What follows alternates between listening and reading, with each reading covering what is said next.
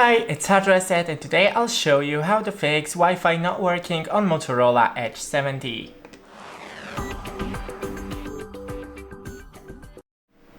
So first, go into the Wi-Fi settings, disable the Wi-Fi and enable it again. You can also do it with the airplane mode.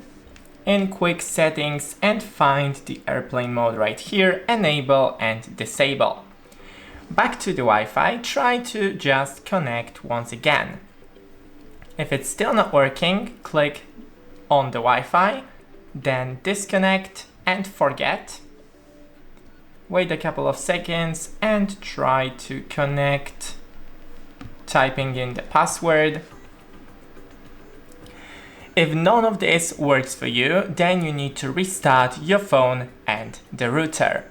Thanks for watching, don't forget to leave a like and see you in the next one.